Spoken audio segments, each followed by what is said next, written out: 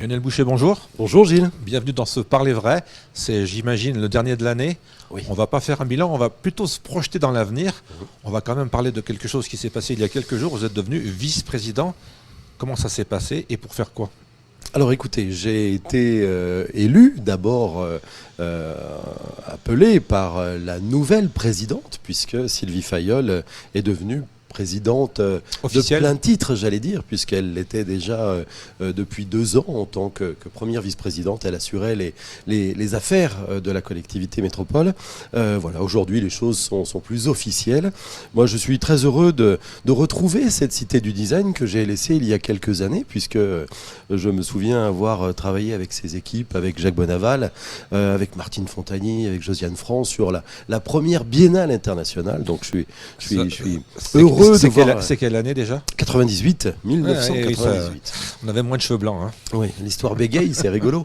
Et puis j'ai plaisir aussi à retrouver l'ensemble des acteurs culturels avec lesquels, en tant qu'élu stéphanois, j'ai eu l'occasion de travailler. Donc voilà, c'est un vrai plaisir, même si je reste extrêmement modeste, face à la tâche, et par rapport au temps qu'il reste sur le mandat, puisque, ne l'oublions pas, en mars prochain, le 15 et le 22 mars, il y aura des élections municipales et donc des élections à la métropole. C'est peut-être un domaine où vous resterez finalement, parce que c'est quand même un domaine qui vous convient assez.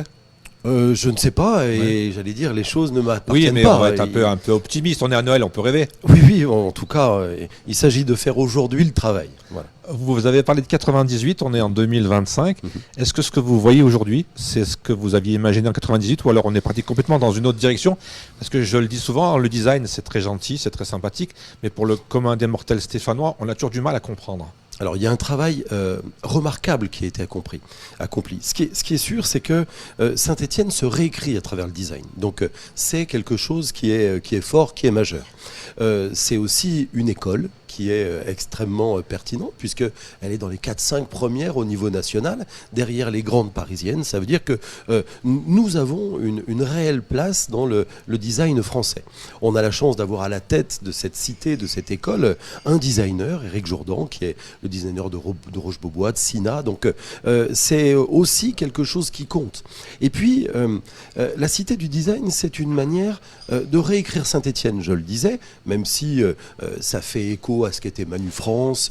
On était déjà précurseurs à l'époque du design, mais aujourd'hui, il faut que ça devienne un véritable outil, notamment au service du développement économique. Et ça, c'est important. Et là encore, il y a encore du travail à faire. Quelles sont les choses que vous allez changer, améliorer? Est-ce que vous avez des idées? On a parlé de 3 mois jusqu'au mois de mars, donc il ne va pas y avoir des grands chantiers. Non. Mais quelles sont un peu les stratégies que vous allez mettre en place? J'ai vu que vous alliez beaucoup écouter aussi. Alors c'est essentiel, déjà écouter, rassurer aussi, dire que le design fait bien partie des priorités. D'ailleurs, il faudra qu'il en soit question dans la campagne municipale aussi, parce que c'est vraiment quelque chose d'essentiel, même si les Stéphanois le savent peu. Et là, il y a à mon avis un travail à faire sur le faire savoir, justement. L'ancien vice-président a une personnalité très différente de la mienne. C'est-à-dire qu'il a une vision un peu plus élitiste des choses, alors que moi je suis j'allais dire un praticien, quelqu'un qui aime à expliquer, à venir montrer les choses, à les simplifier aussi. Et je crois qu'il faut absolument ouvrir la cité, l'école sur les Stéphanois. Quand je vois qu'il y a moins d'un étudiant sur 3 à l'école des Beaux-Arts, enfin des Beaux-Arts qui à l'époque de l'école du design aujourd'hui, qui est stéphanois, je trouve ça très triste. C'est-à-dire qu'on a une pépite, mais personne ne le sait, ou peu le savent. Et donc il faut vraiment que les Stéphanois s'approprient les choses. Ça veut dire qu'il faut aussi peut-être que le design vienne déranger dans le quotidien. Il faut qu'on envisage les champs du design, que cette grande rue qui fait les 7 km à Saint-Étienne soit un marque-temps aussi du design, pour que les gens se l'approprient un peu plus. Alors je vais garder mon aspect critique, mon aspect, je tape un peu dans les choses. J'ai l'impression qu'au niveau du design, on a beaucoup communiqué on a vu des beaux panneaux dans le métro parisien.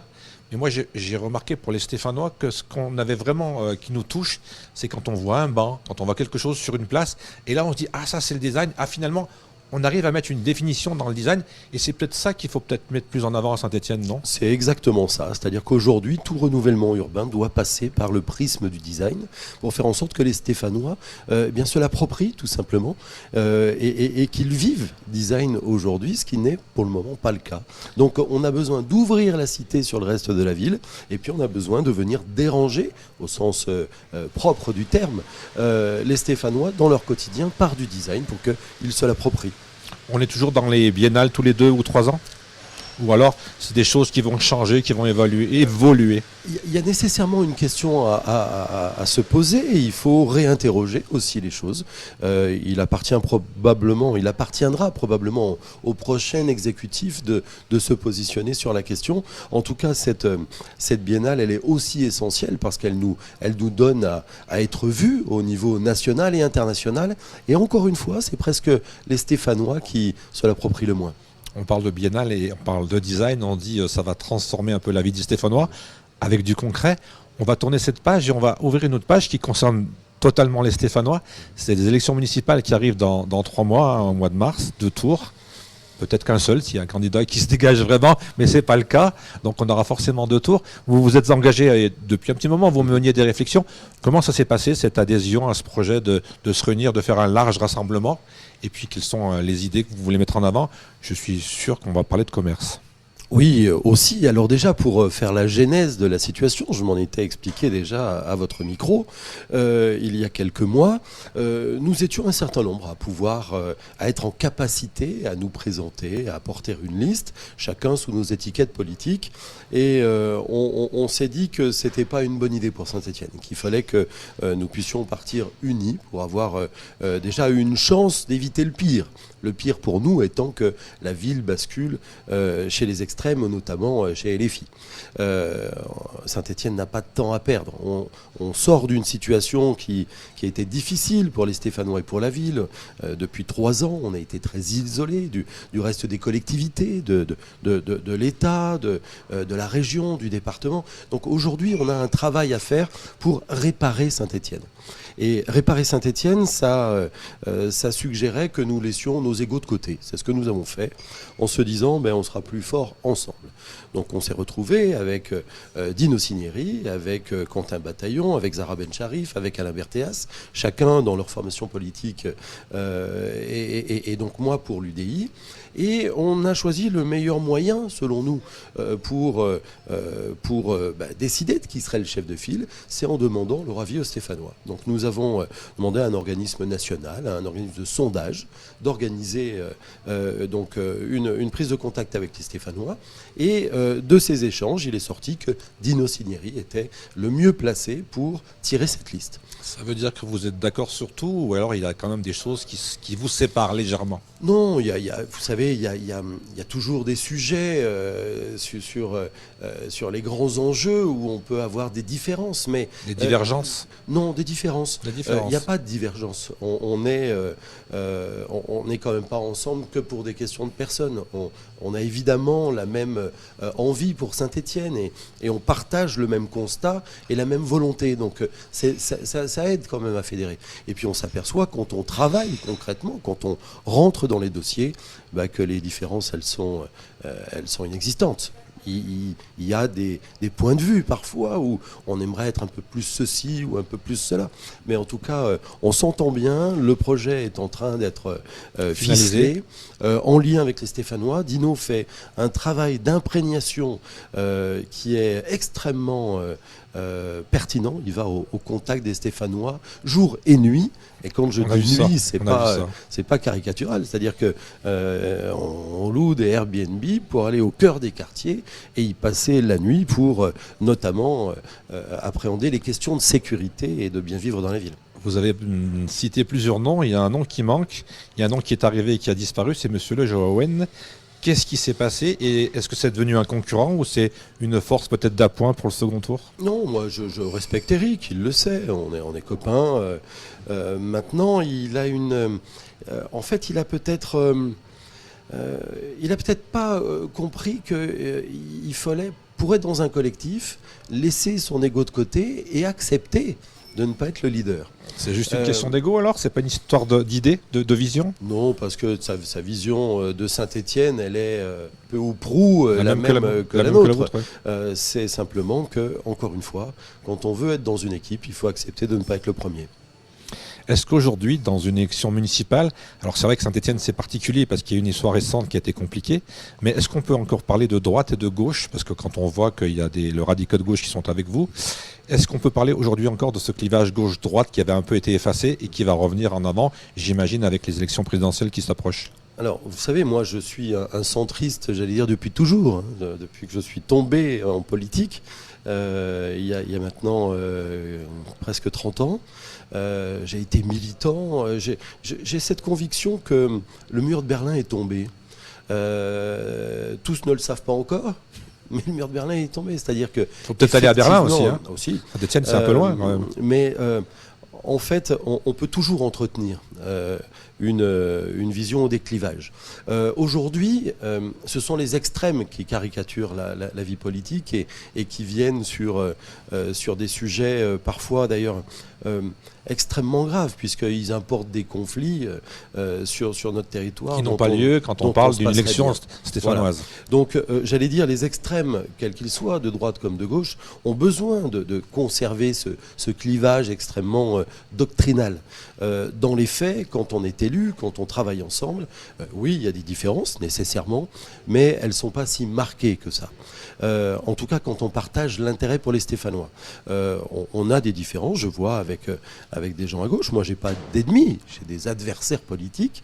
Donc on arrive à échanger, on peut ne pas être d'accord sur l'école. Je sais que par exemple, dans l'équipe de gauche, ils veulent plutôt du mal à l'enseignement privé. Nous, on pense que, privé ou public, l'important, c'est que les enfants stéphanois soient bien scolarisés. Voilà, c'est ça l'enjeu. Il y a des sujets aussi, on va le voir, ce sera des marqueurs, là pour le coup fort, sur un site en devenir comme la Charité. Nous pensons qu'il vaut mieux qu'on rattire une population à Saint-Étienne qui paupérise, et quand on n'a pas d'argent dans les immeubles, on n'entretient pas un commerce de proximité. Donc il faut faire venir une population qui est peut-être un peu plus aisée et qui, ces dernières années, est partie sur la périphérie où ils s'y sont sentis bien. On a envie de les réattirer. Pour les réattirer, il faut qu'ils aient de bonnes factures pour se loger. Et le site pour nous, Charité, peut être un endroit où on propose un habitat de standing, alors que la gauche, pour ne pas la citer, eux, ils souhaitent que nous restions dans un cheminement social. Voilà, ça sera un des marqueurs forts de cette campagne. Il y a un exemple fort aussi qu'on voit aussi apparaître dans pas mal de villes de gauche. On en parle beaucoup, on a fait un article il y a quelques jours, on a eu des retours même du conseil régional, pour vous dire. On parle beaucoup de la gratuité des transports. Là aussi, on a forcément un avis qui est un peu plus à gauche ou un avis qui est un peu plus à droite, même si c'est un peu compliqué. Mais quelle est votre position, vous, sur la gratuité des transports, par exemple à Saint-Étienne?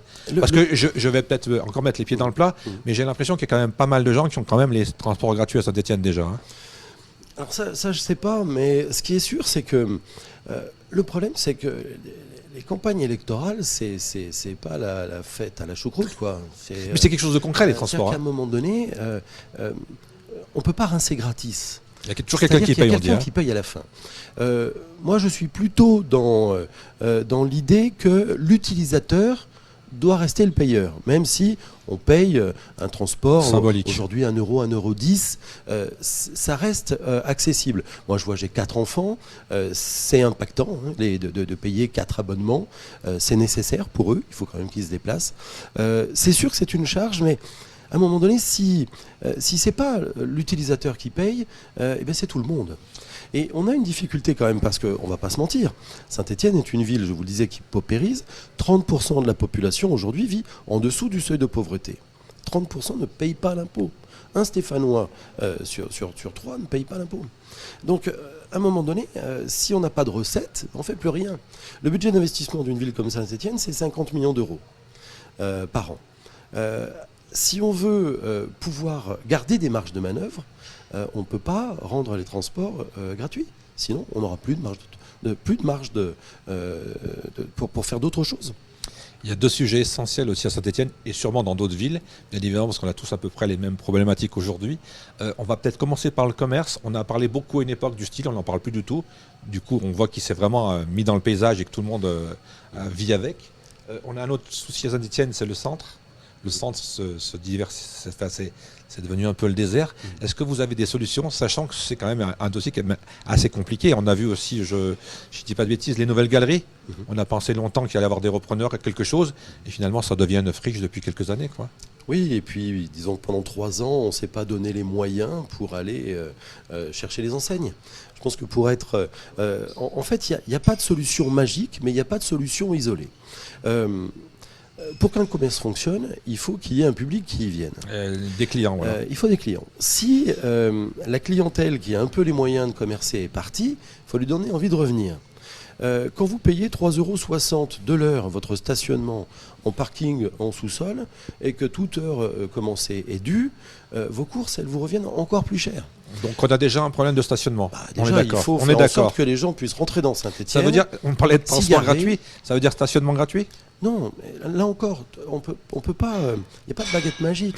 Simplement, on peut faire en sorte de maîtriser les prix pour faire en sorte que les gens qui reviennent n'aient pas l'impression de se faire matraquer.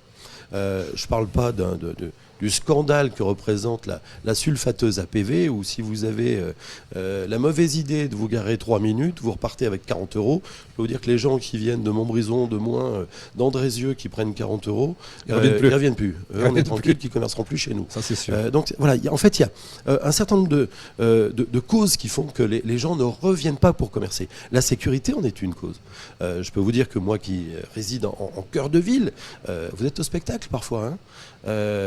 Tous les fous ne sont pas enfermés, ils ne sont pas toujours tout seuls dans leur tête. Mais comment ils sont pas toujours chefs. Comment on en est venu à cette situation où on est, je ne vais pas dire zoo, ce serait méchant, mais c'est devenu la jungle. C'était pas ça il y a 30 ans, il y a 20 ans encore. Non, mais parce que je pense que la vie s'est durcie aussi. Ouais. Donc la pauvreté n'aide pas aussi à garder les gens dans la tranquillité. Quand vous êtes devant les vitrines et que vous ne pouvez pas commercer, c'est pas facile à vivre. Je ne leur cherche pas d'excuses. En revanche, ça veut dire que nous, il faut qu'on soit plus fort. Donc ça veut dire qu'il faut qu'on trouve aujourd'hui les éléments pour rassurer aussi que les femmes puissent revenir en centre-ville sans avoir peur. Nous, on nous dit à longueur de journée, notamment que les jeunes femmes, quand elles rentrent du boulot, eh bien, elles changent leurs habitudes, elles passent pas par le même chemin. On m'a dit qu'après 18 h, il ne fallait pas être une femme à Saint-Étienne. Mais c'est vrai que c'est un peu difficile. Ça, c'est inacceptable. C'est inacceptable à entendre. Alors, en même temps, je peux vous dire que pour rentrer tard le soir, il ne fait pas toujours bon être un homme en centre-ville non plus, hein, vous avez peur. Donc on a des solutions. C'est pas normal ça. Dino Cinieri, qui est un homme, un chef d'entreprise, hein, souvenons-nous, il a créé 2500 emplois ici dans le domaine de la sécurité justement. Donc il n'y a pas un Stéphanois qui n'a pas travaillé, vous savez, comme à Casino à Manu France. Hein, les mecs ont travaillé chez Dino Cinieri. Vous avez peut-être oublié Tuan. Tuan aussi. Ça veut dire que les questions de sécurité, il les maîtrise. Et notamment sa proposition d'avoir une nouvelle brigade canine d'intervention, je pense que cette nature a rassuré un peu. Quand vous avez du bleu dans la ville et qu'en plus vous avez des chiens, ça peut limiter peut-être certaines exubérances. En sachant qu'on met toujours dans cette même logique, c'est la population qui arrive en premier qui prend le territoire. Ça veut dire que si vous avez des loulous qui s'installent et que vous ne venez pas les déranger, ils s'installent à demeure. Et donc, les gens qui ont envie de venir à Saint-Étienne ne viennent plus. Moi, j'ai toujours pensé qu'on manquait de présence policière. Oui. Parce que quand j'étais enfant, dans toutes les rues, quasiment, on croisait un policier. Et depuis des années, on ne croise plus de policiers. Alors, c'est vrai qu'on croise de temps en temps les patrouilles avec les mitraillettes. Je ne sais pas trop à quoi ça sert d'ailleurs. Ça, ce ne sont pas les policiers. C'est l'armée. Oui. Ou peut-être même la gendarmerie. C'est Vigipirate. C'est l'armée. Oui. C'est Vigipirate. Moi, j'ai toujours pensé qu'il fallait plus de police visible. Mais si on met des brigades canines, ça veut dire qu'il y aurait une brigade canine à la terrasse, une autre à Bellevue, une autre à Carnot, ou alors il n'y en aura qu'une seule qui va circuler. Non, ça reste à définir et la campagne. Parce que je trouve l'idée très bonne. Hein. Ben, je pense qu'elle l'est. En tout cas, c'est une brigade qui est opérationnelle. Vous savez, aujourd'hui, il y a 182 ou 187 policiers municipaux. Ce qui nous place quand même dans le top 10 des polices municipales en France, c'est-à-dire en termes de nombre, hein, j'entends. Eh bien, nous souhaitons aller encore plus avant. C'est-à-dire que nous partageons ce constat que si on veut venir, si on veut faire revenir les gens au centre-ville, il faut que la ville soit sûre. Ça aussi, ça sera un vrai marqueur. Et propre. On en parlera peut-être juste après. C'est un vrai marqueur avec la gauche et notamment, vous voyez, on cherchait les points de divergence entre ce que pourrait s'appeler la droite et le centre et la gauche. La gauche aujourd'hui veut supprimer les caméras et veut désarmer la police municipale. Voilà, c'est le projet de LFI. Nous pensons le contraire, c'est-à-dire qu'on a besoin d'avoir plus de caméras, de vidéoprotection. c'est pas pour vous espionner. On s'en contrefiche de savoir qui est dans la rue avec qui. Simplement, si il vous arrive quelque chose, il faut que grâce à l'intelligence artificielle, la caméra soit en focus sur vous et qu'on puisse très vite avoir un agent qui vienne à votre secours. Voilà, c'est ça l'enjeu. Et donc, plus on a d'équipements, plus on sera en sécurité. C'est un beau chantier et un grand chantier. C'est un grand chantier, mais c'est nécessaire. Aujourd'hui, quand vous êtes en campagne, vous allez rencontrer les gens qui vont voter et peut-être même ceux qui ne vont pas voter. Qu'est-ce que les gens vous disent finalement? Alors nous, je fais partie, je crois, de ces élus qui sont, on dit, en campagne permanente. Tout à fait. C'est-à-dire que moi, je conçois la politique, je la vis, en tout cas mes mandats, dans la proximité. J'ai toujours été sur le terrain. Sur le terrain, et puis avec cette idée d'être la relation de ceux qui n'en ont pas. Donc on essaye au maximum de faire les choses, d'aider les gens, de les accompagner dans leur démarche. Donc je les vois toute l'année, pas simplement en campagne. Ce qui évite d'ailleurs de prendre des coups de pied au cul, parce que quand vous vous pointez une fois tous les 6 ans, là vous pouvez être mal reçu. Ce que nous disent les gens aujourd'hui comme hier, c'est qu'ils ne reconnaissent plus Saint-Étienne. Et quand ils vous disent ça, parce que les Stéphanois sont fondamentalement gentils, quand ils vous disent ça, c'est que le problème est profond. Et qu'ils ne reconnaissent plus leur ville, ils s'y sentent plus en sécurité, ils ne reconnaissent plus leur commerce, ils ne reconnaissent plus leur rue. Et ça, il faut qu'on lutte et qu'on arrive à reprendre la main sur les choses. On a parlé de propreté, vous allez créer une brigade anti-tag, parce que je trouve ça insupportable, moi, tous ces graffitis sur les murs et partout. Effectivement, on va la renforcer parce qu'elle existe déjà. Mais ça fait partie de ces choses, c'est-à-dire que il faut quand même dire, hein, moi j'ai beaucoup de respect pour nos agents municipaux, parce qu'ils sont vraiment la pointe de l'épée de l'action municipale. Ce sont eux qui sont au quotidien dans la rue et première ligne, on dit, qui sont en première ligne.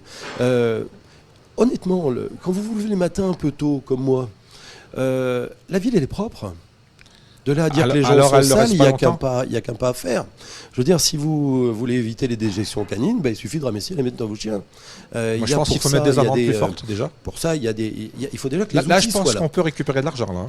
Parce que l'incivilité, c'est quand même un vrai phénomène aujourd'hui. Ce qu'il faut déjà, c'est avoir suffisamment de toutounettes pour pouvoir, à proximité, ramasser. Enfin, avant, les gens faisaient les chiens dans les caniveaux, maintenant, on les fait en plein milieu de la rue, quoi. Justement, avant, il y avait peut-être un peu plus de civisme. Voilà. Mais ça passe aussi par l'éducation. Et ça fera partie des grands enjeux des prochains mois.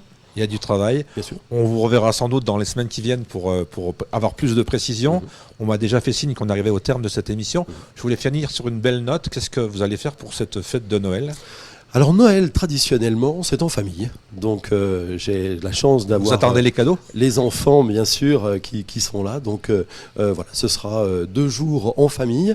Et puis, on ira aussi à la rencontre des Stéphanois parce que... malheureusement, il y a beaucoup de solitude. Et j'ai toujours une pensée pour ceux qui travaillent, les policiers, les pompiers. J'ai un de mes enfants qui est volontaire, qui sera de garde. Les urgences hospitalières. Voilà, tous ces gens qui sont au boulot, il faut qu'on ait une pensée pour eux. Et j'ai une pensée pour tous les gens qui sont seuls. Parce que dans les périodes où les gens sont dans la chaleur d'un foyer, ceux qui sont seuls le sont encore plus. Donc voilà, je me souviens quand j'étais plus jeune, je faisais de la radio, qui est une de mes passions aussi, et j'aimais être à l'antenne ces soirs-là pour rappeler aux gens qu'ils ne sont pas seuls et que voilà, il faut parfois aussi faire le pas. C'est une sacrée présence, la radio, pour quelqu'un qui est seul. Hein. C'est essentiel. On vous dit merci, on vous souhaite de bonnes fêtes. On vous demande d'être en pleine forme à la rentrée parce que vous avez eu quelques petits problèmes de voix ces derniers jours. J'ai souffert, oui. Bonne fête de Noël, merci encore d'être toujours Gilles. présent quand on vous demande de venir. C'est un plaisir. Et puis on lance l'appel aux autres. Hein. Vous pouvez nous contacter, figure publique, et parler vrai. On dit tout ce qu'on a à dire. Il n'y a pas de coupe, on est en direct. Presque. Merci et joyeux Noël. Joyeux Noël.